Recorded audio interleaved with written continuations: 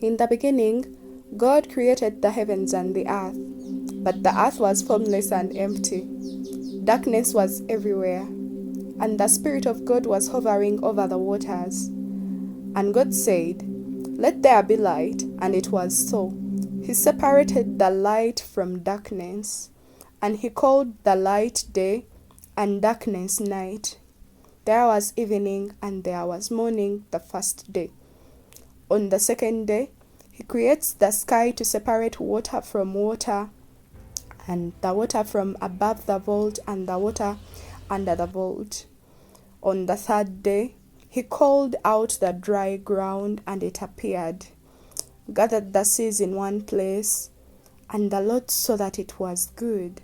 He said to the land, "Produce vegetation and seed-bearing plants, produce trees on the land that bear fruit with seed in it, according to their various kinds."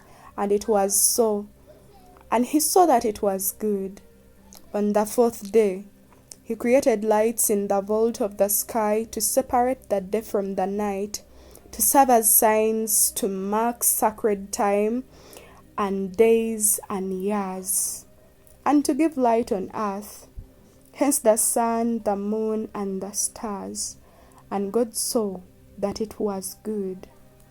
On the fifth day, he said, "Let the water teem with living creatures, and the birds fly above the earth across the vault of the sky." God created the great creatures of the seas, and all the birds on that day. He blessed them.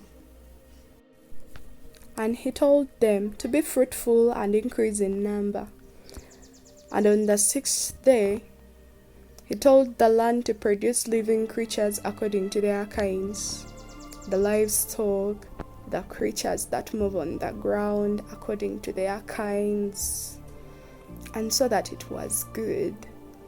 Then God said, "Let us make mankind in our image, in our likeness, so that they may rule over creation."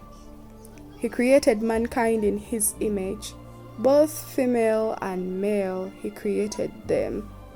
He blessed them and said to them, "Be fruitful and increase in number." Gave them the rule over everything, plants, animals, seas, land, everything. God saw all that he had made, and it was very good. There was evening and morning, the sixth day. On the seventh day, he rested from all his work, and he blessed that day.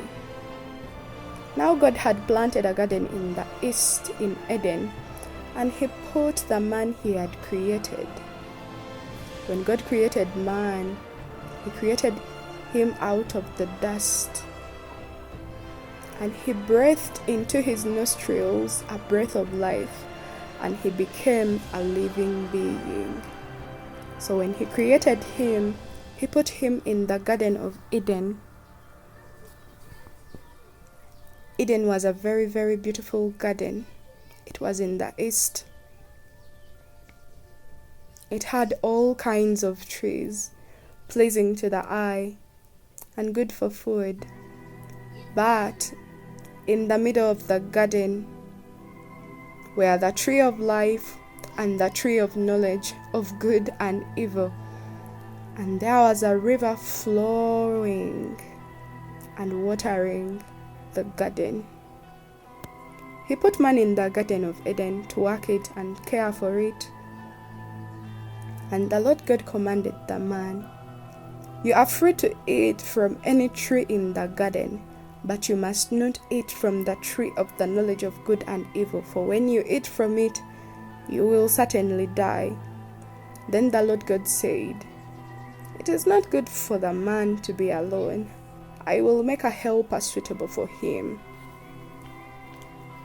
Adam, as it was his name, was happy living in the garden. God brought the animals to Adam to see what he would name them, and whatever the man called each living creature, that was its name. He did so, cared for the garden night and day, but he was lonely and alone because nothing in the garden was suitable for company. He found nothing, and God saw it. So the Lord caused the man to fall into a deep sleep.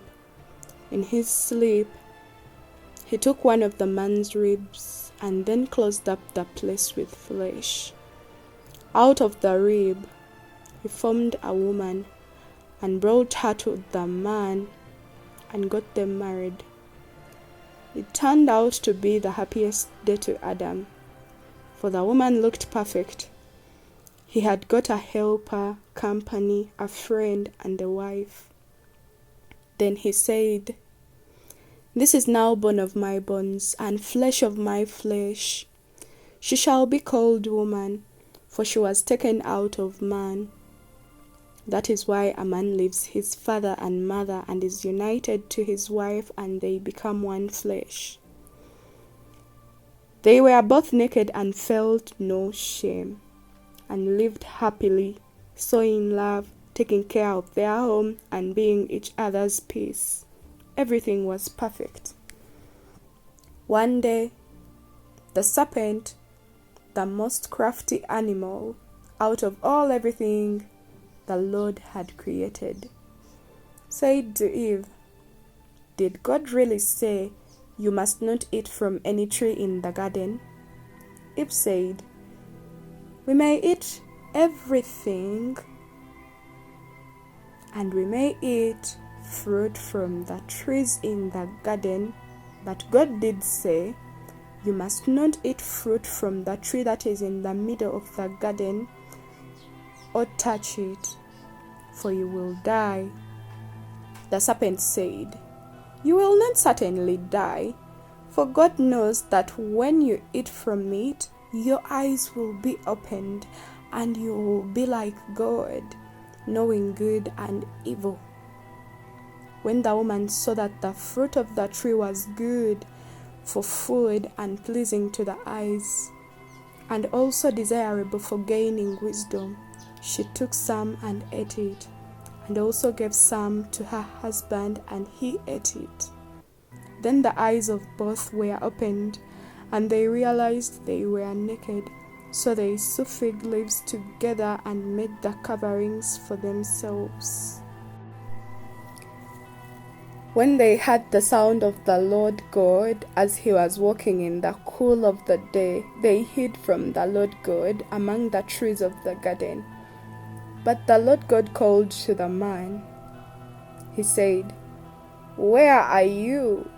The man answered, "I heard you in the garden, and I was afraid because I was naked, so I hid."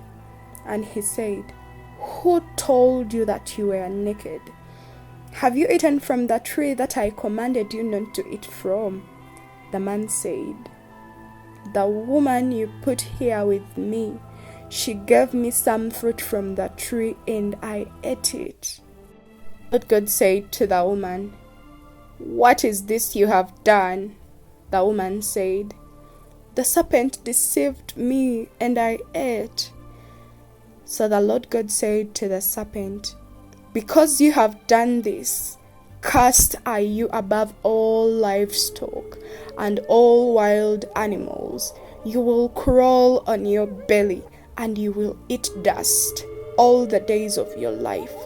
And I will put enmity between you and the woman, and between your offspring and hers. He will crush your head, and you will strike his heel." To the woman he said, "I will make your pains in childbearing very severe. With painful labor you will give birth to children. Your desire will be for your husband, and he will rule over you." To Adam he said, "Because you listened to your wife and ate fruit from the tree about which I commanded you, you must not eat from. Cursed is the ground because of you. Through painful toil, you will eat from it all the days of your life. It will produce thorns and thistles for you, and you will eat the plants of the field. By the sweat of your brow, you will eat your food until you return to the ground, since from it you were taken, for dust you are, and dust you will return. Adam named his wife Eve, because she would become the mother of all the living. The Lord God made garments of skin for Adam and his wife and clothed them. And the Lord said, "The man has now become like one of us, knowing good and evil.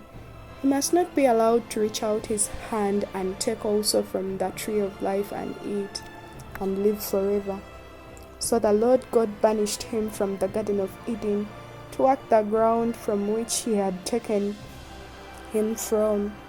After he drove the man out, he placed on the east side of the Garden of Eden cherubim and a flaming sword, flashing back and forth to guard the way to the tree of life.